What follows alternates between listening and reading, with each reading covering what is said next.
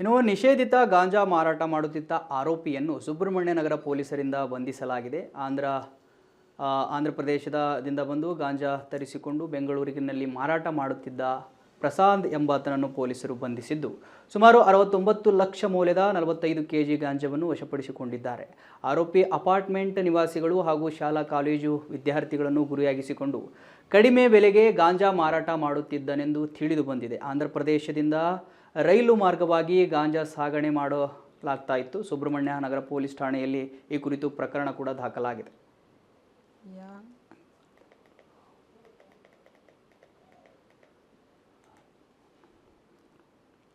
ಯಾವ camera? Hello hello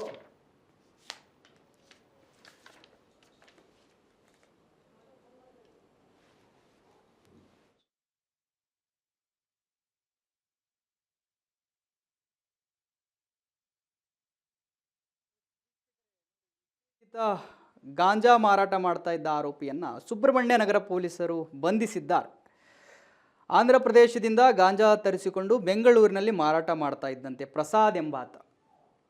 so ಪೊಲೀಸರು ಅವನನ್ನು ಬಂಧಿಸಿದ್ದಾರೆ. ಇವಾಗ ಸುಮಾರು ಅವರಿಂದ 69 ಲಕ್ಷ ಮೌಲ್ಯದ 45 ಕೆಜಿ ಗಾಂಜಾವನ್ನು ವಶಪಡಿಸಿಕೊಂಡಿದ್ದಾರೆ. ಆರೋಪಿ ಏನು ಮಾಡ್ತಿದ್ದ ಅಂದರೆ ಈ ಅಪಾರ್ಟ್ಮೆಂಟು, ಈ ಕಾಲೇಜು, ಶಾಲಾ ಕಾಲೇಜು ವಿದ್ಯಾರ್ಥಿಗಳೇನಿರ್ತಾರಲ್ಲ ಅವರನ್ನೇ ಗುರಿಯಾಗಿಸಿ ಕೊಡ್ತಾ ಇದ್ದ. ಕಡಿಮೆ ಬೆಲೆಗೆ ಗಾಂಜಾ ಮಾರಾಟ ಮಾಡ್ತಾ ಇದ್ದ. ಅವರನ್ನು ವ್ಯಸನಿಗಳನ್ನಾಗಿ ರೂಪಿಸ್ತಾ ಇದ್ದ ಗಾಂಜಾವನ್ನು ಕೊಟ್ಟು ಅಂತ ಹೇಳ್ಬೋದು. ಅವನನ್ನು ಇವಾಗ ಪೊಲೀಸರು ಬಂಧಿಸಿದ್ದಾರೆ. ಆತನಿಂದ ಗಾಂಜಾವನ್ನು ಕೂಡ ಜಪ್ತಿ ಮಾಡಿದ್ದಾರೆ, ಅಪಾರ ಪ್ರಮಾಣದ ಮೌಲ್ಯದ ಗಾಂಜಾವನ್ನು. ಸೊ ನೋಡಿ, ಇವರು ಬೇರೆ ರಾಜ್ಯದಿಂದ ಬೇರೆ ದೇಶದಿಂದ ಬಂದು ಕರ್ನಾಟಕದಲ್ಲಿ ಆ ಗಾಂಜಾವನ್ನು ತರಿಸಿ ಇಲ್ಲಿನ ವಿದ್ಯಾರ್ಥಿಗಳನ್ನು, ಈ ಅಪಾರ್ಟ್ಮೆಂಟ್ಗಳಲ್ಲಿ ಇರ್ತಾರಲ್ಲ IT ಉದ್ಯೋಗಿಗಳನ್ನು, ಇವರನ್ನು ಗುರಿಯಾಗಿಸ್ಕೊಳ್ತಾರೆ, ಗಾಂಜಾ ವ್ಯಸನಿಗಳನ್ನಾಗಿ ಮಾಡ್ತಾರೆ. ಸೊ ಅದೇ ಇವರ ಉದ್ಯೋಗ.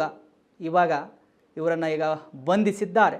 ನೀವು ದೃಶ್ಯದಲ್ಲಿ ಗಮನಿಸ್ತಾ ಇದ್ದೀರಿ. ಬಂಧಿತ ಆಗಿರತಕ್ಕಂಥ ಆರೋಪಿ ಗಾಂಜಾವನ್ನು ಜಪ್ತಿ ಮಾಡಿರ್ತಕ್ಕಂಥ ದೃಶ್ಯಗಳು ನೀವು ಗಮನಿಸ್ತಾ ಇದ್ದೀರಿ.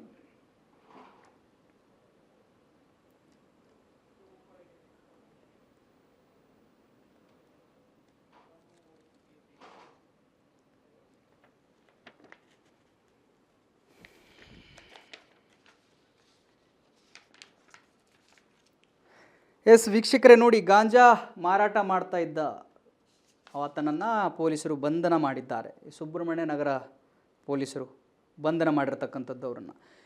ಈ ಆಂಧ್ರ ಪ್ರದೇಶದಿಂದ ಗಾಂಜಾ ತರಿಸ್ಕೊಳ್ತಾ ಇದ್ದ, ಬೆಂಗಳೂರಿನಲ್ಲಿ ಟಾರ್ಗೆಟ್ ಮಾಡ್ತಾ ಇದ್ದ. ಇಂಥವ್ರನ್ನ ನಾನು ಇದನ್ನು ಕೊಡಬೇಕು, ಇವರಂಥವ್ರನ್ನ ವ್ಯಸನಿಗಳನ್ನು ಮಾಡಬೇಕು, ಕಡಿಮೆ ಬೆಲೆಗೆ ಇವರನ್ನು ಮಾರಾಟ ಮಾಡಿ ಅವ್ರನ್ನ ವ್ಯಸನಿಗಳನ್ನಾಗಿ ಮಾಡಿ ಸೊ ಅವರನ್ನು ಈ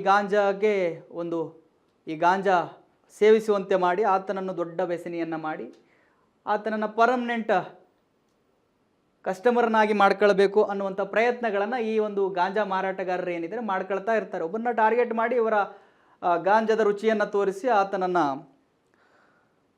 ಗಾಂಜಾ ವ್ಯಸನಿಯನ್ನಾಗಿ ಮಾಡೋದು ಇವರ ಕೆಲಸ. ಇವಾಗ ಪೊಲೀಸರು ಅದನ್ನು ಪತ್ತೆ ಹಚ್ಚಿ ಇವರನ್ನು ಒಳಗೆ ಹಾಕುವ ಪ್ರಯತ್ನವನ್ನು ಮಾಡಿದ್ದಾರೆ. ಸೊ ನೋಡಿ, ಇದೇ ಆಗೋದು.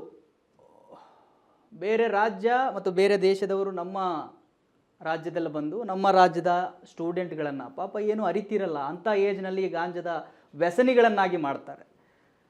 ಸೊ ಇಂಥವ್ರಿಗೆ ಕಠಿಣ ಕ್ರಮವನ್ನೇ ಕಠಿಣ ಕ್ರಮ ವಹಿಸಬೇಕು. ಇವ್ರ ಮೇಲೆ ಕಠಿಣ ಶಿಕ್ಷೆ ಆಗಬೇಕು ಇವರಿಗೆಲ್ಲ.